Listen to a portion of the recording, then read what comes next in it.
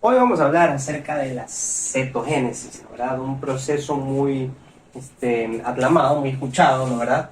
El tema de la cetogénesis. Pero primero, ¿a qué nos referimos con cetogénesis? Para esto tenemos que definir lo que son esto es un hígado, ¿no? ¿Verdad? Pero aquí voy a usar para escribir lo que voy a decir ahorita, los cuerpos, ¿ok? Los cuerpos cetónicos, ¿ok? ¿Por qué se forman los cuerpos cetónicos? Ustedes se acuerdan que cuando estábamos en la beta-oxidación de los ácidos grasos, el resultado era que a base de un acil-CoA, por lo general era un palmitato, ¿no? ¿Verdad? A base de un acil-CoA íbamos a formar múltiples, ¿no? ¿Verdad? Una cantidad X de acetil-CoA. Fueran de eso, ¿no? Una cantidad X de acetil-CoA. ¿Qué pasa cuando esta beta-oxidación, ¿no? ¿Verdad? Está prácticamente aumentadísima o ya existe tal cantidad de acetil-CoA, porque recuerden que el objetivo de la beta-oxidación era la obtención de energía a base de los ácidos grasos libres, ¿no? ¿Verdad? Los free fatty acids. A base de los ácidos grasos libres, mediante la beta-oxidación, se formaban el acetil-CoA, ¿no? ¿Verdad? Para que este vaya por ¿dónde? Por el ciclo de Krebs. Y así formara energía por la fosforilación oxidativa, etcétera. Entonces, cuando esta vía ya se la ha utilizado mucho, cuando ya está muy berreada, empieza a darse otro proceso a base de este acetil-CoA obtenido. Ya no va a ser ya no se va a ir por el ciclo de Krebs, sino que se va a ir por la cetogénesis.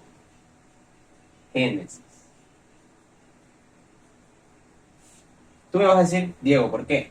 O sea, ¿qué necesidad tiene? Bien, recordemos que este proceso, ¿verdad? Esta oxidación, etcétera, esto, se da primero en la mitocondria, ¿no? ¿Verdad? Pero este de aquí se da pues en el hígado, ¿no? ¿Verdad? Este proceso nosotros lo estamos viendo constantemente y más que nada en el hígado. Entonces, como nosotros vemos este gran proceso en el hígado, ¿verdad? Aparte, o sea, también se lo puede hacer en otros tejidos, ¿no? ¿Verdad? Pero en el hígado es donde pues cobra un protagonismo esencial.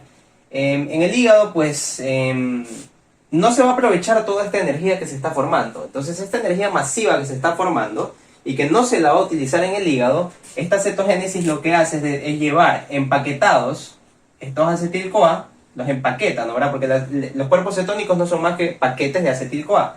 Los empaqueta y los lleva fuera del hígado, hacia los tejidos extrahepáticos. ¿Ok?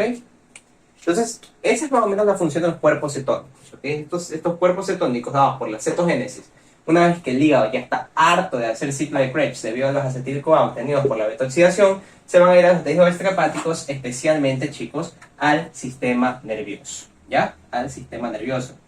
Otra, recordemos que todo esto de aquí se da en estado de inanición por lo general, ¿no? ¿Verdad? Porque en inanición, o sea, cuando no se está comiendo, ¿no? ¿Verdad? Cuando se está comiendo, se aumenta la tasa de beta-oxidación, por lo tanto, al aumentar la tasa de beta-oxidación, va a pasar este proceso de cetogénesis, ¿ok? Entonces ya ahí tenemos la base de la cetogénesis. Habiendo entendido ese proceso, podemos ahora sí empezar a hablar de la vía. Bien, chicos. Vamos con algo sencillo. Y es que ustedes se acuerdan, ahora tenemos la beta-oxidación y tenemos el acetil-CoA, ¿no? ¿Verdad? ¿Ustedes se acuerdan cómo era la fórmula de acetil-CoA? Que era el CoA, el tiol, ¿verdad? El tiol, de ahí va el carbono que tenía el doble enlace con el oxígeno y un carbono libre, ¿verdad? Entonces, esto de aquí era acetil-CoA, ¿verdad? Eso es acetil-CoA. Ahora, ¿qué pasa en la cetogénesis? Este acetil-CoA, ¿verdad? Se va a unir, ojo aquí, ¿eh? Se va a unir con otro acetil-CoA, chicos. Lo voy a volver a dibujar. CoA, tiol, carbono, doble enlace al oxígeno, CH3.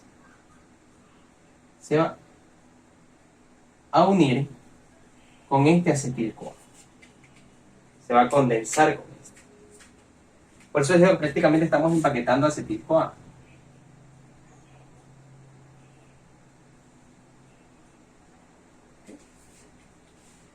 Y ustedes me van a decir, pero Diego, ¿qué voy a hacer yo con dos grupos CoA? Bueno, naturaleza es buena y hace que botes un CoA y solo te quedes con uno. ¿Ya? Esta molécula en la que se une un acetil-CoA con otro acetil-CoA botando uno de los CoA, se denomina, o sea, el compuesto final se denomina acetil-CoA. ¿Ya? Acetil-CoA. Y tú te vas a quedar, ¿cómo? ¿Por qué? Bueno, vamos a dibujarla, ¿no? ¿Verdad? Vamos a dibujar primero el CoA, el grupo tiol, carbono, doble enlace, está, acá viene el carbono. Hasta ahí tenemos una molécula de acetil-CoA. Vamos a agregarle la otra. Pero ya, obviamente, la otra ya no tiene el CoA, porque acá lo botamos, ¿no? ¿Verdad? Entonces, queda simplemente así. A ver, aquí queda así. Ratito. Ahí sí. Y aquí queda también el doble enlace con el otro. ¿Ya? Así queda la molécula. Déjenme pegar este H3 más acá. Así queda la molécula. ¿Sí ven? Entonces, aquí nosotros prácticamente tenemos un acetil-CoA y acá tenemos un acetil, por así decirlo, sin el CoA, ¿no? ¿Verdad? Porque ya lo botamos. Perfecto. Entonces, aquí tenemos nuestro segundo compuesto, Diego. ¿Cómo se catalizó? ¿Quién lo catalizó? ¿Qué pasó? Aquí entra una enzima que ya la conocemos en la beta-oxidación, la cual es la tiolasa. Tiolasa, ¿no? ¿Verdad? Tiolasa. Ahora, a base de este acetoacetil-CoA, viene esta reacción que es muy increíble, muy buena, me encanta.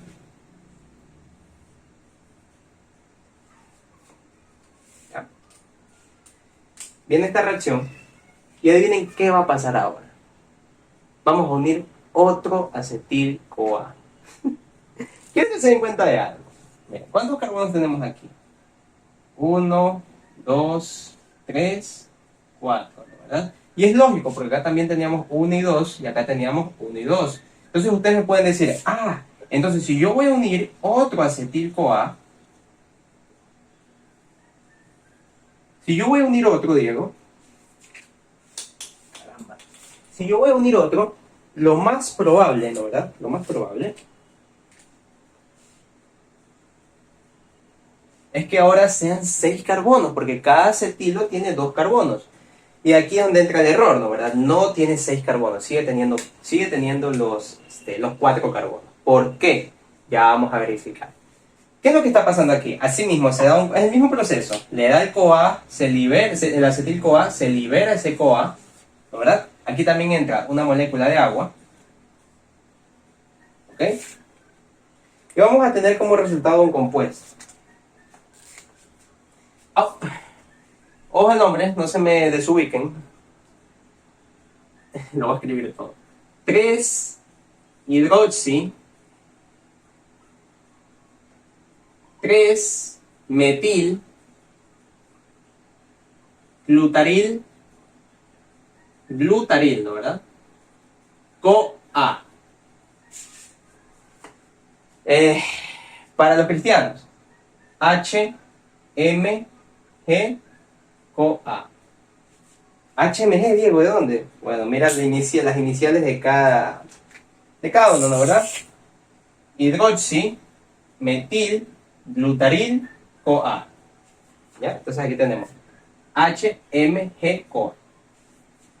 Bien, ¿y por qué me dices todo esto? ¿Por qué? Yo quiero la explicación de por qué siguen siendo 4 y ya no son 6. Bueno, mira. Tenemos el CoA, tenemos el tiol, tenemos nuestro primer carbono, tac, tac, tenemos nuestro segundo carbono, tac, tac, primero, segundo, y aquí es donde viene el problemilla. Aquí está nuestro tercer carbono, pero este va a tener ya una forma peculiar. Primero, arriba ya no va a tener el doble enlace con el oxígeno, porque ese hidrógeno que está ahí, uno de esos hidrógenos, va a actuar aquí, ¿verdad? Y ahora vamos a tener aquí un OH. ¿Ya? En el tercer carbono, ¿no? ¿Verdad? Y de ahí acá, hacia abajo el tercer carbono, aquí se va a agregar, chicos, el acetil. ¿Ya? El acetil, nosotros lo vemos más o menos así, ¿no? Ahora voy a copiar de aquí, para que me entiendan. Este es un acetil prácticamente. Este de aquí también yo lo puedo expresar de la siguiente forma, miren. Sí, esto es un dióxido de carbono prácticamente. ¿Ya? Entonces, ese acetil que está ahí, lo voy a dibujar de la siguiente forma. Le voy a poner CH2COO menos. ¿Ya? Y dibujo finalmente el cuarto carbono. ¿Ya entendieron por qué les dije que seguían siendo 4 carbonos? Porque este acetil que se agregó aquí, ¿verdad? Ese acetil que se agregó ahí, ese que está ahí, se agregó como una cadena lateral, no como a la cadena original, sino una cadena lateral del tercer carbono. Por eso se llama 3, ojo, aquí está la lógica del nombre, 3 hidroxi, 3, esto se llama metil glutaril CoA. Y el CoA acá, ¿verdad? ¿Ven? No es difícil. ¿Ya? Facilito. Ahora, digo, ¿qué enzima es la que entra aquí? ¿Qué enzima es la que hizo esto? Bueno, te vas a reír. Hidroximetilglutaril CoA sintasa. Punto. Hidroximetilglutaril CoA sintasa. ¿Ya? Ahora, a base de este que está aquí, vamos a formar nuestro último paso para formar el primer cuerpo cetónico. A base de ese 3-hidroxi-3-metilglutaril CoA, ¿verdad? Vamos a formar lo que se llama acetato. Pero ¿qué es lo que va a pasar? Vamos a botar un acetil y ahora sí, al fin nos vamos a deshacer de este CoA. Vamos a botar todo el acetil CoA. Ya no se va a agregar nada, simplemente se va a botar el acetil CoA. ¿Cuál enzima cataliza esto, Diego? Hidroxi, metil, glutaril, CoA. Ojo aquí, esto es importante. Liasa. Se libera el acetil CoA. Y queda el acetoacetato. ¿Ya? Este queda más o menos con esta configuración que vamos a ver aquí. A ver. Black. Sí. Sí. Así.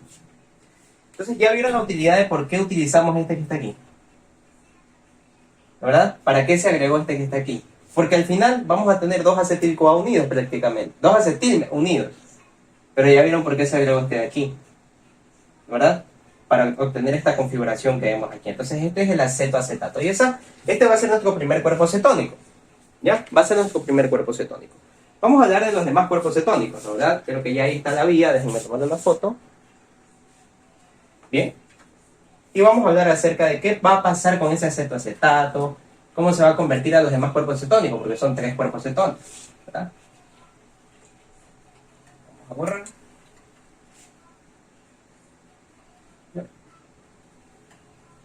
Bien. Este acetoacetato puede convertirse a acetona y a hidroxi butirato. La reacción a la acetona es espontánea. Aquí no hay una enzima. Ojo, la reacción a la acetona es espontánea, no existe una enzima. Y al hidroxibutirato, por otra parte, ¿verdad? Sí necesitamos una enzima. ¿Ya? En este caso, la enzima lo que va a hacer, spoiler, ¿no? ¿Verdad? Spoiler, es una deshidrogenasa. Entonces nosotros sabíamos que las deshidrogenasas, ¿qué era lo que hacían? Prácticamente utilizaban un agente reductor para llevarse un hidrógeno, ¿no? ¿Verdad? Un hidrógeno, bueno, un par de hidrógenos, mejor dicho, de un compuesto a otro. En este caso, esta deshidrogenasa va en este sentido. pero tiene ese nombre, entonces no podemos decir nada, ¿no? ¿Verdad? Yo les estoy enseñando de acetoacetato a hidroxibutirato. Entonces, ¿qué es lo que está pasando aquí? Aquí vamos a poner nuestro NAD. Y acá vamos a poner nuestro... Sí, acá vamos a poner nuestro NAD H más H. Y acá vamos a poner nuestro NAD. ¿Qué es lo que está pasando? El acetoacetato al hidroxibutirato se está reduciendo. Podemos decir que el hidroxibutirato es una forma reducida del acetoacetato. ¿Ya? Entonces no es más que una forma reducida. ¿Ya? Sencillo. Entonces, esos son los cuerpos cetónicos que nosotros vamos a estar formando. ¿Ok? Vamos a ver una cosa más, pero voy a pausar para poder dibujar otras cosas. Bien, lo que me interesa contarles es qué va a pasar con estos cuerpos cetónicos. Bueno, van a salir por la circulación ahora, ¿verdad? Aquí vemos los cuerpos cetónicos saliendo, saliendo, saliendo. Ya vamos a hablar de acá qué va a pasar acá. Pero bueno, quiero que se den cuenta de estos dos órganos. Primero, recordemos que tenemos nosotros la acetona, ¿no? ¿Verdad? Creo que todos las hemos usado comercialmente y sabemos que es un compuesto volátil, ¿no? ¿Verdad? Perdón, para acá. Sabemos que es un compuesto volátil, ¿no? ¿Verdad? Entonces este se puede excretar por los pulmones, ¿ya? Y los demás se pueden excretar por los riñones, ¿ya? Por la orina. Entonces esa es como que la primera vía, ¿no? ¿Verdad? En caso de no necesitar los cuerpos cetónicos, se los puede excretar en este caso, ¿no? ¿Verdad? ¿Ya? Esta es la que me interesa. ¿Qué pasa? ¿Dónde? ¿Qué es este cuadro que les he puesto aquí que no tiene forma de órgano?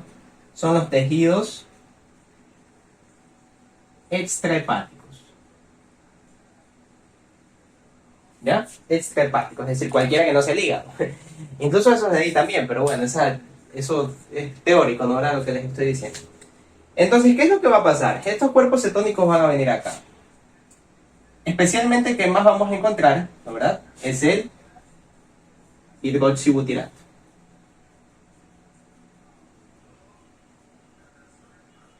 Y se acuerdan que hace rato yo les dije que el hidroxibutirato es prácticamente la forma reducida del acetoacetato. Entonces, para pasar al acetoacetato,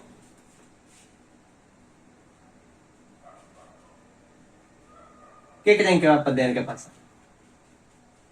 Así es, vamos a tener ahora, en vez de reducir, oxidar. Vamos a utilizar em, ah, vamos a utilizar así mismo el agente reductor, ¿no? ¿Verdad?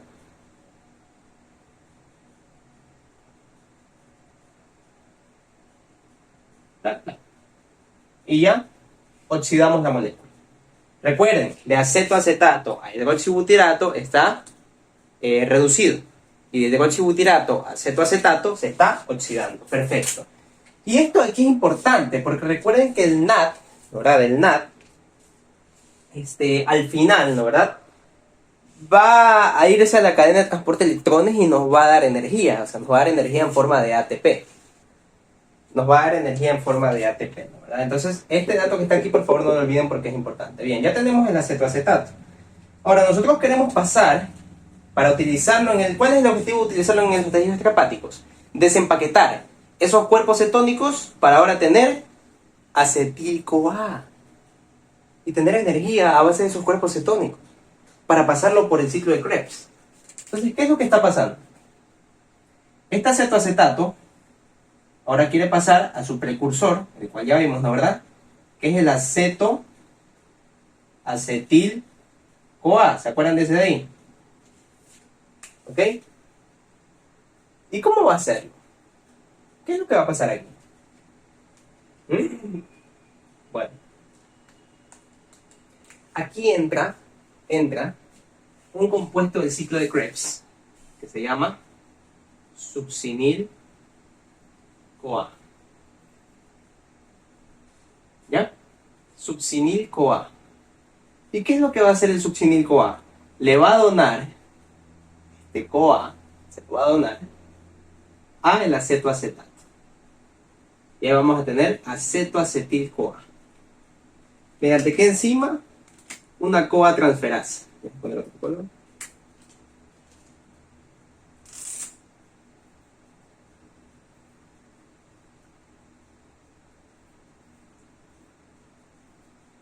¿Ya? Una CoA transference. ¿Ya? Entonces, estamos transfiriendo este CoA del succinyl CoA acá. Pero recordemos que el succinyl CoA es parte del ciclo de Krebs. Entonces nosotros cuando estamos truncando un ciclo de Krebs prácticamente, bueno, no un ciclo de Krebs, sino este paso del ciclo de Krebs, ¿para qué? Para formar el acetoacetil CoA. Ojo ahí porque esto tiene importancia en el valor energético. Esto y esto son importantes para lo que les voy a decir ahora. ¿Ya? Entonces este acetoacetil CoA ahora va a dar, como ya lo teníamos pensado, 2-acetil CoA. ¿Ya? Y ahora estos dos lo podemos usar en el ciclo de Krebs, ¿no verdad? En el ciclo de Krebs para obtener energía. Recordemos que por cada acetil CoA nosotros vamos a obtener 10 ATP, ¿no verdad? En este caso, por 2 acetil CoA vamos a tener 20 ATP. Pero. Si les preguntan, ¿cuánto ATP neto ya, o sea, total, nosotros vamos a obtener de una molécula de acetoacetato? Chicos, si ustedes dicen 20, le van a poner 0. De verdad, les van a poner 0. ¿Por qué? Porque está hablando de ganancia neta. Estos 2 acetil CoA nadie niega que van a ir por el ciclo de Krebs y van a tener 20 ATP. Pero tienes que tener en cuenta lo que utilizaste para pasar de acetoacetato a acetoacetil CoA. ¿Sabes por qué? Porque este succinyl CoA en el ciclo de Krebs, si tú te acuerdas, el succinyl CoA pasa a succinato mediante una enzima que se llama succinato tioquinasa. Eso ya lo deben de saber, ¿no? ¿Verdad? El ciclo de Krebs. ¿Y sabes qué nosotros obteníamos en esa reacción? ¿Sabes qué obteníamos en esa reacción? GTP. Pasábamos de GDP a GTP, el cual finalmente iba a convertirse en un ATP. Entonces tú estás truncando este paso del ciclo de Krebs para formar el acetoacetil CoA. Entonces, a esos 20 ATP que ganaste debido a los 2 acetil CoA, debes restarle el que le quitaste a su destino del succinyl CoA. Entonces le quitas ese ATP, ¿verdad? Caramba, le quitas ese ATP, menos 1, y quedan 19 ATP. Ojo, hablando del acetoacetato. Y si te dicen cuánta energía, ¿no verdad? ¿Cuántos ATP vamos a obtener el hidroxibutirato? Simple. Ahora, estos 19 le tienes que agregar el valor del NAT reducido, porque por eso te dije que esta reacción es importante. El valor del NAT reducido, ¿verdad? Sabemos que está en los 2.5 ATP más o menos, ¿verdad? Más, a ver, sí, 2.5 ATP. Y va a dar como resultado 21,5 ATP. En resumen, una molécula de hidroxibutirato va a dar 21,5 ATP. Una molécula de acetoacetato va a dar 19 ATP. ¿Está claro? Entonces, ese es como el destino de lo que va a pasar con esta cetogénesis. Entonces, así nosotros terminamos de estudiar este tema. Ahora, aquí tengo algunos... bueno, en realidad lo único que me importa ahora decirles es este de aquí. El valor normal de los cuerpos cetónicos en sangre, que tiene un valor de más o menos 0,2 milimol por litro. Entonces, como ven, es un tema bastante interesante. La vía es bastante corta, bastante pequeña. Sin embargo, es bastante interesante de analizar. Nos vemos en la próxima.